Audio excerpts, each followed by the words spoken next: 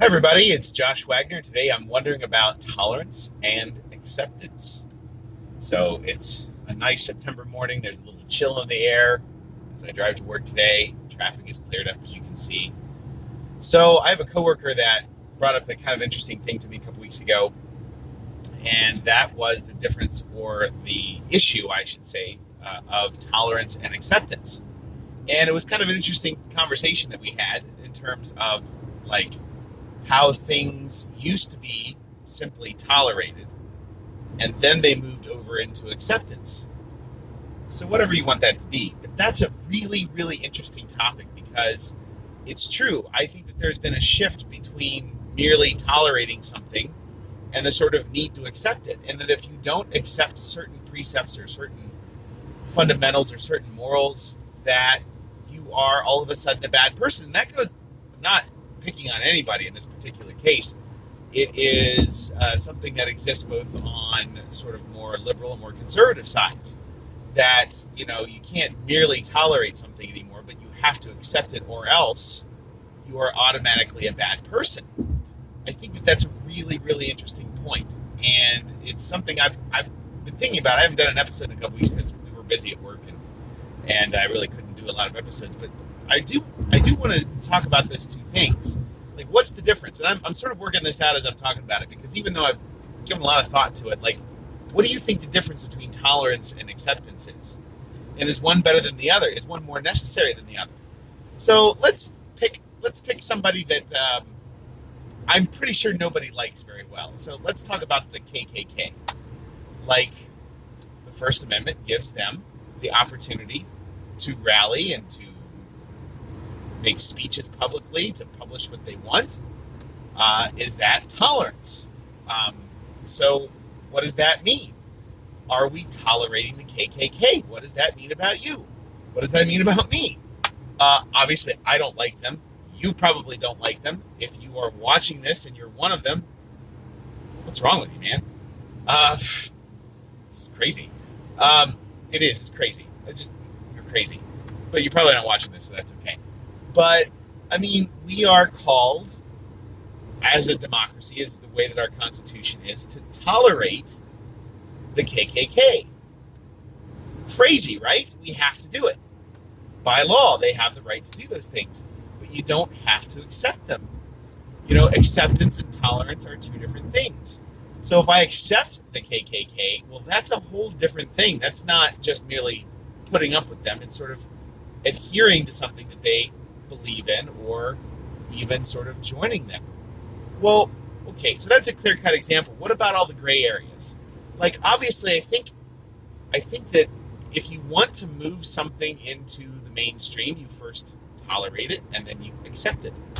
And again, I'm not picking anything specifically. I'm pretty easygoing dude, so it's not what I'm talking about. But you see where the difference is.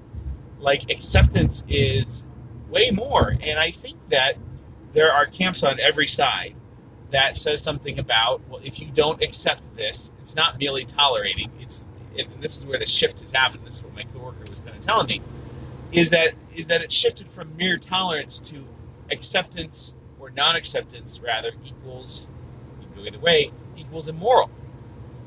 Like, if I accept something that you don't accept, or if I tell you if you don't accept this, that, or the other thing, that you're immoral, and there's no, I think that the difference here is that one is an intellectual argument of tolerance, like I have to tolerate this because it's part of the law. One is an emotional blackmail in a sense that if you don't accept what I believe, then you are a bad person. And I think that that's, again, I'm kind of working this out in my own head, but I think that's kind of the distinction between those two things. That it's a sort of emotional manipulation. Well, I don't have to accept something. That's the thing, is I don't have to accept anything. What I do have to accept is that reality is reality. I think I have to accept that. I have to accept that there are some things I don't have control over. I have to accept that there are some things I can't change. I have to accept that there are, there's not enough money in my bank account, or there's too much money in my bank account. That doesn't happen. Or something to that effect. I have to accept that there's traffic on the other side. I have to accept that I have to go to work. I have to accept those kind of things. But I don't have to accept someone's moral precept in order to defend myself as a moral person. And of course, you also get into this relativism that is very, very dangerous at this point. Like, if I accept me and accept you, and it goes beyond mere tolerance, then are we talking about a relativistic morality, which is a whole another problem? And in some sense, I guess we are, because the world has gone much more relativistic than it used to be. Culturally speaking, we're much more relativistic people, and maybe that's one of the things we have to accept. I don't know. I'm kind of all over the place with this.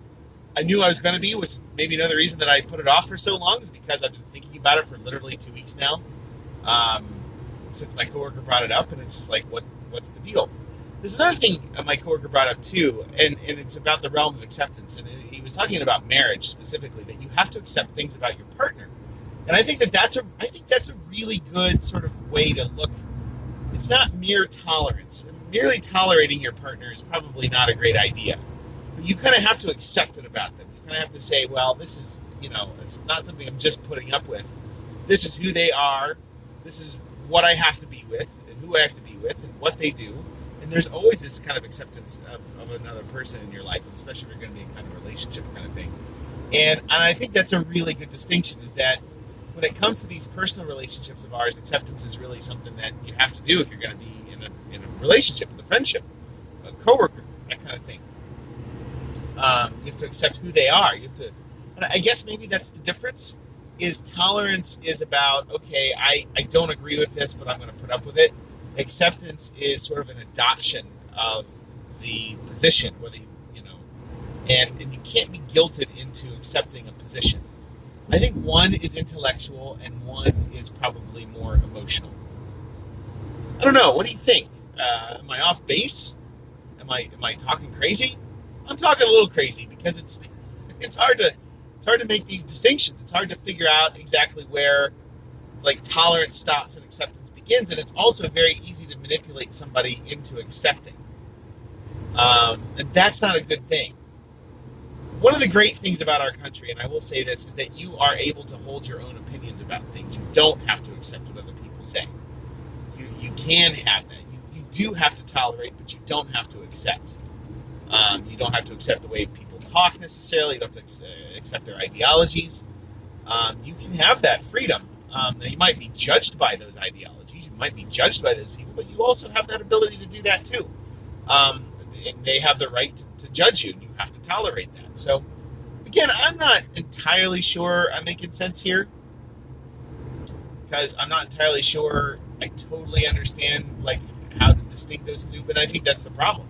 I think that a lot of people know that there's a hard time distinguishing between tolerance and acceptance, then they use that against people. You can't do that. You can't use that against people. Although we do it all the time. I probably do it to people too, although I don't probably do it as much as I used to. All right, well, Wondering to Work. Find me on Instagram and Facebook. I'm really not doing the Twitter thing too much because, well, I hate Twitter. And, I mean, it's good for some people, and there's some uses for it, but I don't really care for it. And you find me on YouTube as well. I think it's just my normal Joshua Wagner account, but who knows? I put a lot of videos up on that account from a lot of different things from over the years. So, and I hope you have a great day at work or whatever you're doing. I'll see you later. Bye.